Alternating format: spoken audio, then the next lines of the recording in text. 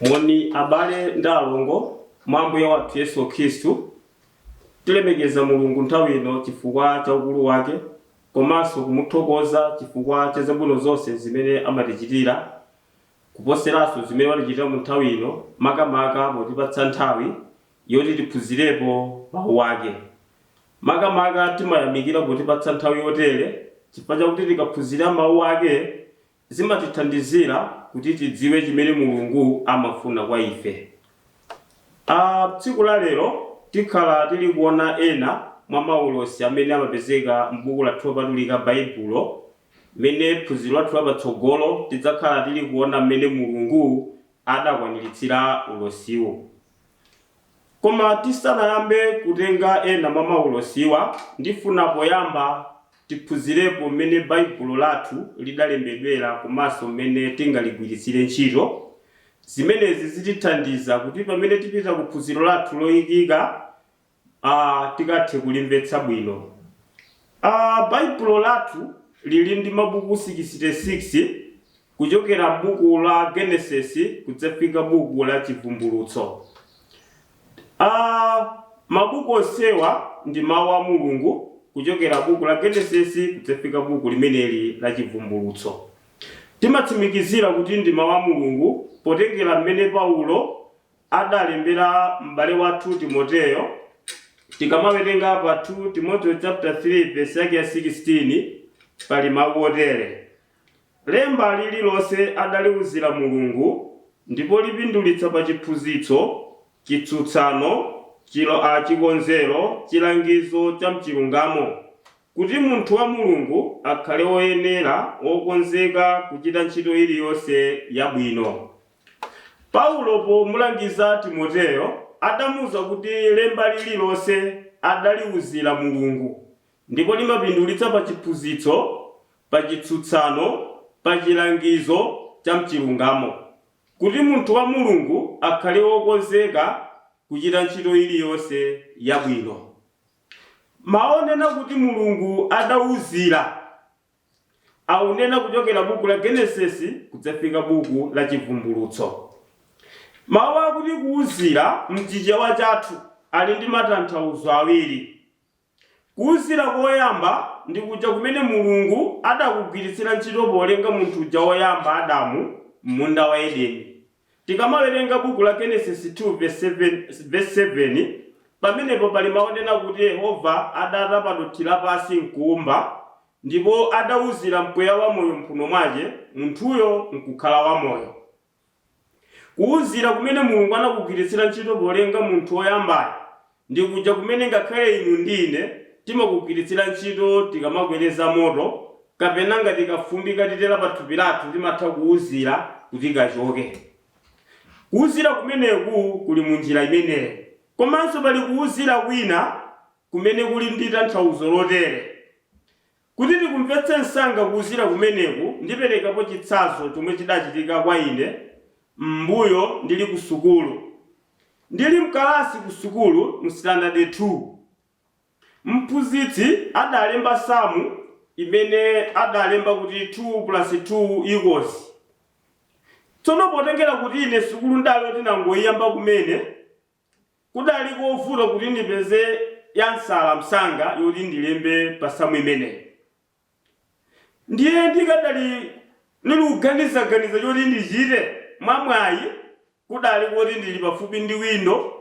Ndiye munthu wina wa standard 7 adali kunja kwa kalasi yathu amene adandiwuza kuti apopo 4 plus 4 ndi 8 kapena kuti 2 plus 2 ndi 4 malinga ndi mene masamuwo adalili pa nthawiyo.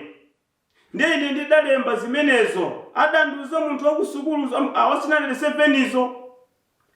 Ndiye ntalemba munthu wina amene ankaonera zimene zikuchitika ndiye adapita kuwuza ophunzitsi kunena kuti ophunzitsi kamalunjeyo olumuzira chifukwa samu ya 2 plus 2 kudayike 4 wanjere chomuza wa standard 7 komanso 4 plus 4 kuti yanko ndi 8 wanjiraso chomuzaso. Ndiye zionetsa kuti kamalunjeyi oluchiro chomuzira. Kuwuzira kumene akunena munthu uja nkosiyana ndi kuwuzira kuja kumene ndakamba poyamba, kuti ndikuwuzira kumene timagwiritsa ntchito pokweza moto, kumene Mulungu adagwiritsa ntchito polenga Adamu. Choncho timafuna tidziwe kuti Paulo amanena kuwuzira kuti pamene amalankhula ndi Timoteyo pa 2 Timoteyo chapter 3 verse yake 16, okondedwa mwa Ambuye wathu Yesu Khristu, anali kukamba za muja kudandichitikireni ku sukulu. Tiudziwa zimenezi chifukwa tikawerenga pa 2 Petro mutu 1 tikawerenga verse 20 ndi 21, Petro adanena kuti podziwa ichi poyamba kuti palibe chinenero cha lembo chimene chinatanthauzidwa pachokha, chifukwa mkale lonse chinenero sichinadze chifukwa cha maganizo a munthu, koma anthu a Mulungu okwidwa ndi Mzimu Woyera adalankhula. Zimenezi Petro amafuna kutitsimikizira kuti aneneri komanso atumwi amene adalemba zimene zipezeka m'Baibulo lathu sankalemba zimene zidali m'maganizo mwawo, koma Mzimu Woyera ndi amene ankawuza zoti alembezo. Ndicho chimene Paulo amamutsimikizira Timoteyo. Choncho tikamaliona Baibulo lathu tilitsimikizire kuti amenewa ndi mawu a Mulungu ndithu. Kotero kuti tikamalangizidwa ndi zimene Baibulo likukamba, titsimikizire kuti Mulungu akutilangiza zimenezo. Chinthu chinanso chimene mafuna kuti tichidziwe chokhudzana ndi Baibulo lathu, Baibulo lili ndi magawo awiri akuluakulu. Gawo loyamba tikukamba za Chipangano chakale, gawo lachiwiri tikukamba za Chipangano chatsopano. Chipangano chakale ndikuyamba buku la Genesis kudzalekeza buku la Malaki. Mabuku amenewa alipo 39. Pamene Chipangano chatsopano chili kuyamba buku la Mateyu kudzafika buku la Chivumbulutso. Mabuku amenewa alipo 27. Ndipo tikaphatikiza mabuku onse 39 a Chipangano chakale ndi 27 mu Chipangano chatsopano, mupeza kuti Baibulo lathu lovomerezeka lili ndi mabuku 66. Ichinso ndi china chofunika kuti ife Baibulo lathu tizilidziwa. Komanso chinthu china chimene mafuna kuti pa Baibulo tichidziwe ndi ichi: Baibulo lili ndi nthawi zitatu. Tikamati nthawi zitatu, nthawi yoyamba ndi nthawi ya makolo, nthawi yachiwiri tikukamba za nthawi ya Mose, pamene nthawi yachitatu ndi nthawi ya Yesu. Nthawi izi zikubwera chifukwa chani? Ndi njira zitatu zimene Mulungu adazigwiritsira ntchito maka pomveketsa mawu ake pa dziko lapansi. Njira yoyamba imene adayitsatira Mulungu, ankalankhula ndi kholo la pabanja. Monga piriyodi yoyambayo adalankhula ndi Adamu mu Edeni, adadzalankhula ndi Nowa, adamaliza ndi kulankhula ndi Abrahamu. Nthawi yoyambayi ikuyamba pa buku la Genesis kudzafika pa phiri la Sinai, kapena kuti pa Exodo chapter 19. Ndipo kuchokera pa phiri la Sinai kapena kuti pa Exodo chapter 19 kudzafika nthawi imene Yesu anafa pa mtanda, imene ndiye nthawi yachiwiri ya Baibulo, imene machedwa nthawi ya Mose kapena kuti nthawi ya chilamulo. Tsopano Mulungu waleka kulankhula ndi anthu kudzera mwa kholo la pabanja, adayamba kulankhula ndi anthu kudzera mwa mneneri. Choncho kuchokera pa phiri la Sinai kudzafika tsiku limene Yesu anafa pa mtanda, nthawi ya Mose, nthawi ya chilamulo. Ndipo nthawi yachitatu kuchokera pa tsiku limene Yesu anafa pa mtanda kudzafika tsiku limene adzabwera kuweruza dziko lapansi, imene ndi nthawi yachitatu ya Baibulo, imene imachedwa nthawi ya Yesu kapena kuti nthawi ya uthenga wabwino. Timamalizanso kutchula kuti masiku otsiriza. Choncho ndi nthawi ya makolo, nthawi ya Mose, nthawi ya Yesu. Ndipo tingatsimikize zimenezi tikawerenga pa buku la Hebrew chapter 1 kuyambira verse 1 ndi 2. Pamene pamlemba buku la Hebrew wati, kale Mulungu adalankhula ndi makolo kudzera mwa aneneri komanso munjira zina zosiyanasiyana. Koma pakutha pa masiku yawo, masiku ano, Mulungu adalankhula ndi ife kudzera mwa mwana amene adamuyika olowa nyumba wa zonse. Mwa Yesu Mulungu adalenga dziko ndi mayiko am'mwamba omwe. Choncho pamenepa pakutiululiradi kuti Mulungu anasinthasintha njira zomveketsa mawu ake pa dziko lapansi. Choncho titatha kudziwa amene Mulungu adawuzirira anthu kuti alembe Baibulo, taona magawo awiri akuluakulu chipangano chakale komanso chatsopano, komanso taona nthawi zitatu za baibulo. Tsopano inu ndine titakwanitsa kudziwa amene baibulo lilili, tipite kuphunziro lathu loyikika maka kuona ena mwa maulosi amene amapezeka m'baibulo lathu limene inu ndine timalikhulupirira kuti ndiwo mawu a Mulungu. Kodi ulosi ndi chiyani? Poyamba tidziwe kuti tikamati ulosi ndi chinthu chimene chalankhulidwa lero, koma chotsatira chake chidzachitika masiku akutsogolo. Choncho ndiye kuti pamene mwalankhula apa mwalosa, idzakhalapo nthawi imene ulosiwo udzakwaniritsidwe. Titakwanitsa kudziwa kuti ulosi nchiyani, tionepo tsono ena mwa maulosiwo. Ulosi woyamba umene tifuna kuunika m'baibulo lathu ndi ochokera pa Genesis 3 pa verse lake la 15. Pamene pali mawu otere: ndipo ndidzayika udani pakati pa iwe ndi mkaziyo, ndi pakati pa mbewu yako ndi mbewu yake, ndipo idzalalira mutu wako, ndipo iwe udzalalira chitende chake. Uwu ndi ulosi umene Mulungu ankalankhula zomwe zidzachitike m'tsogolo. Chimene Mulungu analankhulira mawu awa nchimene chidachitika munda uja wa Edeni. Tikamaphunzira zomwe zidachitika munda wa Edeni, Adamu ndi Eva atawayika munda muja, Mulungu anawapatsa lamulo. Lamulo limene Mulungu anapatsa iwo ndi loti, pamene ndakupatsani zipatso za mitengo ya mundamu, zipatso zonsezo muzidya, koma mtengo wa pakati pa mundawu umene musadzaukhudze, musadzachole, chifukwa mukadzachola mudzafa. Mose pamene anali kulemba buku la Genesis anatenga mawu amenewa wayika pa Genesis 2 verse ya 17. Ndipo pamene makolo athu anali munda wa Edeni, Satana mdierekezi anabwera pogwiritsa ntchito njoka. Njoka itabwera mu Edeni idabwera maoti, eya adatitu Mulungu, zipatso zonse za mitengo ya mundamu musadyeko. Ndiye Hava mkazi wa Adamu adayankha kuti ayi, Mulungu adanena kuti zipatso za mitengo ya munda mudye, koma mtengo wokha wodziwitsa zabwino ndi zoyipa, mtengo wa pakati pa munda, ndiye musatisadye, chifukwa tikadzadya tidzafa. Ndiye Satana adati kufa simudzafa ayi. Adziwa Mulungu kuti inuyo mukadzadya mudzafanana naye, chifukwa maso anu adzatseguka, koma kufa simudzafa ayi. Maamene wamapezeka pa Genesis 3 kuyambira verse 1 mpaka na verse 6. Ndipo pamenepo mkazi wa Adamu Hava adachola chipatso chimene Yehova adaletsacho, ndipo adadya adakapatsa kusoma mwamuna wake nkudya. Pamenepo makolo athuwa adalata phwanya lamulo limene Mulungu adawapatsa. Ndiye itawana nthawi imene Yehova nkayendera anthu wede, adakuona kuti makolo athu adya chipatso chimene Mulungu adawaletsa. Ndiye Yehova adakwiya, adapereka mphotho matemberero ngati mphotho yoperekedwa chifukwa cha tchimo limene makolo athu adachita. Adakwanitsa kupereka matembererowa, idakwana nthawi imene Mulungu tsopano anasolva vutoli kuti tsono zateremu munthu wanditayikira, munthu wafa. Adzabweranso bwanji kwa ine, munthu adzakhalanso ndi moyo bwanji? N'chifukwa chake tupeza ulosi wa pa Genesis 3 verse 15, Mulungu akunena kuti vuto limene lidzathe kuti munthu abwererenso kwa ine, munthu adzakhalenso ndi moyo. Ndiye ndakonza njira iyi. Ndiye amanena kuti padzafunika wina adzakhale mbewu ya mkazi. Mbewu ya mkaziyo idzalalire mutu wa njoka, pamene njoka idzaluma chidendene cha mbewu ya mkazi. Mulungu alakula choncho.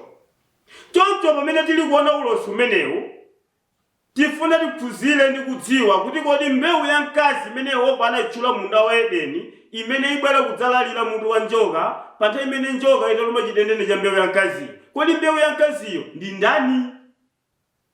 Choncho phunziro lathu lapatsogolo tidzafuna tidzadziwe mbewu ya mkazi imene Mulungu anadzigwiritsira ntchito pofuna kuti ilalire mutu wa njoka. Ulosi wakhala woyamba mphunziro lathu, komanso ndikudziwitseni kuti ndi ulosi woyamba kuyikidwa m'buku lopatulika Baibulo. Tsopano titakwanitsa kuona ulosi umenewu, tionepo ulosi wina wachiwiri mphunziro lathu. Tikamawerenga pa 2 Samuel 2:7 verse 12 ndi 13, pamenepa Mulungu adalankhula ndi Davide. kuti masiku ako akakwana okhala ndi moyo, iweyo udzafa ukagona kumanda pamodzi ndi makolo wako. Ndipo pambuyo pake ndidzapeza mmodzi mwana otuluka mchiuno mwako, mwana ameneyo ndi amene adzamangire dzina langa nyumba, komanso ndidzampatsa mpando waufumu nadzalamulira ku nthawi zonse. Amenewa alupezeka Mulungu ali kulankhula chifukwa chani? Davide mfumu ya ana Israeli amene adatumikira Mulungu nthawi ya chilamulo cha Mose, adayika mu mtima mwake kuti afuna kumanga nyumba ya Mulungu, koma asanayambe nyumbayo adamuwuza Mulunguyo kuti ine ndaganiza kuti kumangeni nyumba kuti niyo muzikhalamo. Choncho Mulungu akumuyankha Davide pa mawu amene adapereka ofuna kumanga nyumba ya Mulungu.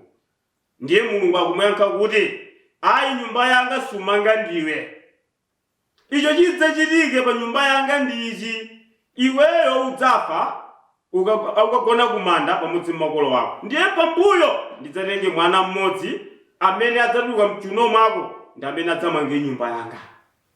Choncho ulosi uwu tifuna tiphunzire kuti kodi mwana amene Mulungu amafuna kudzamugwiritsira ntchito kuti adzamange nyumba yake nadzampatsa mpando waufumu nalamula ku nthawi zonse, mwanayo ndani? Kodi nyumba imene Mulungu amatchula pomuyankha Davide, kodi nyumbayo idamangidwa kapena sinamangidwe? Ndipo ngati idamangidwa ili kuti lero? Choncho mphunziro wathu patsogolo tidzakhala tili kuona mwana ameneyo kuti mwana ochokera mchiuno cha Davide, komanso Mulungu adzamugwiritsira ntchito kuti adzamange nyumba yake.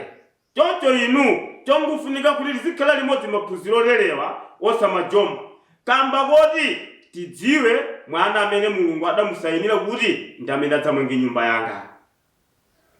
Choncho tidakwanitsa kuona ulosi umenewu wachiwiri mphunziro lathu, tiye tioneponso ulosi wachitatu umene umapezeka mu buku la Yesaya chapter 2 verse 2 komanso verse 3. Mneneri Yesaya ndi mmodzi mwa amene adatumikira Mulungu nthawi ya chilamulo cha Mose, mu nthawi zitatu zimene ndakambapo kuti baibulo lathu lilili. Koma zimene walemba pa Yesaya chapter 2 verse 2, Yesaya wati kudzachitika kuti m'masiku otsiriza phiri la nyumba ya Yehova lidzakhazikika pa songa ya mapiri, ndipo anthu a mitundu yonse adzasonkhana kumeneko nadzalimbikitsana kuti tikwere ku phiri la Mulungu wathu, ku nyumba ya Mulungu wa Yakobo, kuti tikaphunzire njira zake ndi kuyenda mayendedwe ake. Chifukwa m'Siyoni mudzatuluka chilamulo ndi m'Yerusalemu mawu a Yehova. Yesaya akumuona Yehova kutenga phiri lake lopatulika likweza kukhala pamwamba pa mapiri wonse. Komanso pa phiri limenelo Yehova adalikweza adatenga nyumba yake noyimanga pa phiri limenelo. Kodi phiri limene Mulungu adalikwezalo limene mneneri Yesaya adaliona amanena phiri lanji? Chifukwa tikadziwa phiri limenelo ndi pamene tipeze nyumba. Chifukwa Yesaya wanena kuti pa phiri limenelo pamene Mulungu adayikapo nyumba yake. Choncho phunziro lathu lakutsogolo tidzakhala tili kuona makamaka kudziwa kuti phiri la Mulungu lija ndi liti, kuti tsopano kenaka tione nyumba imene idamangidwa pa phiri limenelo, kuti anthu a mitundu yonse, kuti ife tikafuna kupita ku nyumba ya Mulungu kuphunzira zimene Mulungu amafuna, tilunjike ku nyumba imeneyo. Choncho ichinso ndi chimodzi mofunika kuti ife tichidziwe. Chifukwa inu ndine ndiofunika kuti ngati nyumbayo idamangidwa ife tikhale nayo nthawi yoti tizikasonkhana ku nyumba imeneyo, chifukwa ndi kumene tingapeze Mulungu. Tidakwanitsa kuona ulosi wa pa Yesaya chapter 2 verse 2. Tsopano inu ndine tione ulosi womaliza mphunziro lathu. Ulosi umenewo uli pa Daniel chapter 2 mu verse yake ya 44. Pa Daniel chapter 2 verse 44 pali maonena kuti masiku amafumu aja Mulungu wakumwamba adzayika ufumu umene sudzaonongeka, sudzatsidwira mtundu wina, koma udzatha ndi kuphwanya maufumu awo onse. Ufumu umenewo ndi udzakhala chikhalire.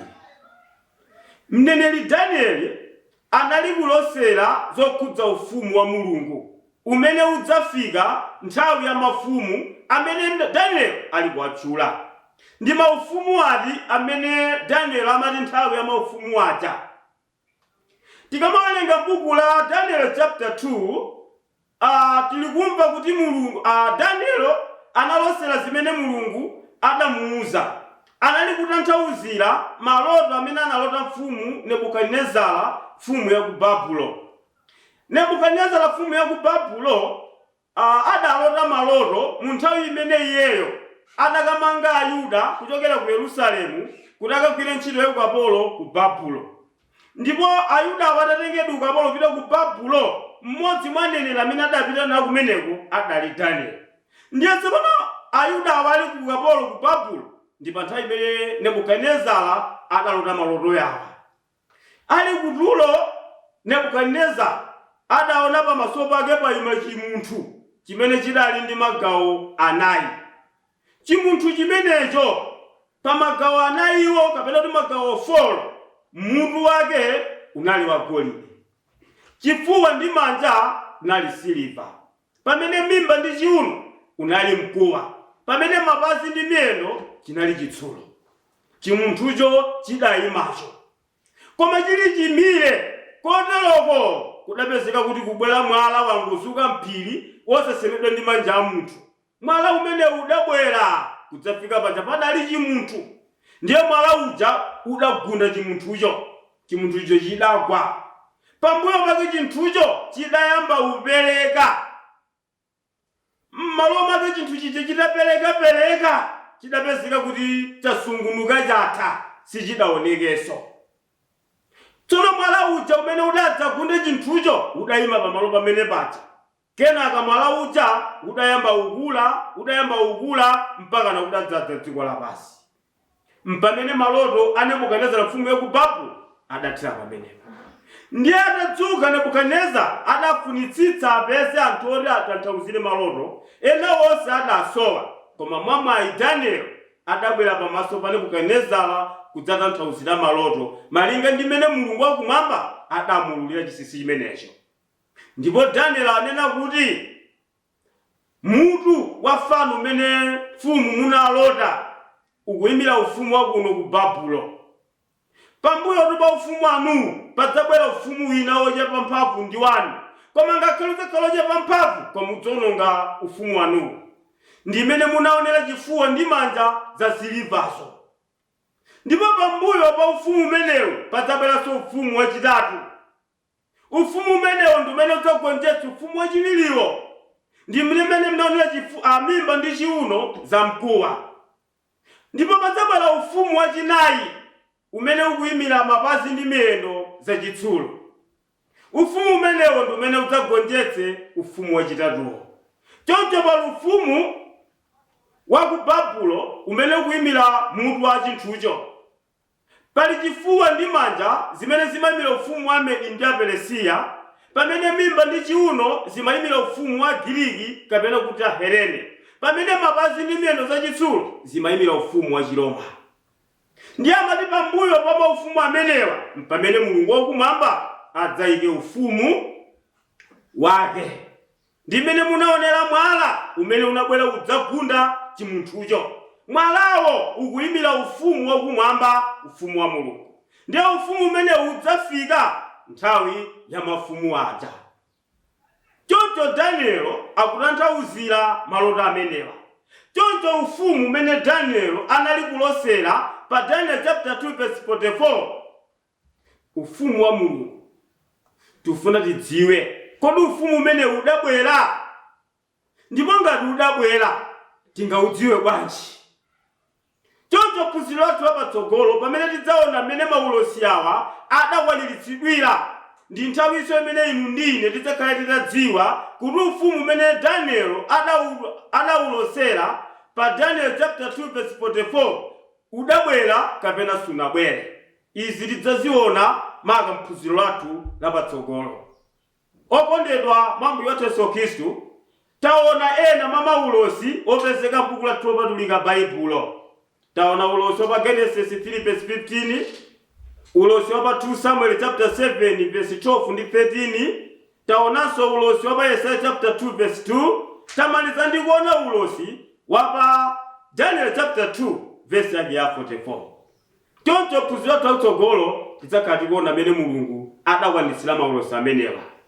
Ndikuthokozeni abale ndi alongo mwa Ambuye wathu Yesu Khristu chifukwa choyika chidwi maka pakuphunzira kwathu mtsiku la lero. Lero munali ndine m'bale wanu mwa Ambuye Namani Kamalunje. Mulungu adalitse ife tonse lero nthawi zonse. Amen.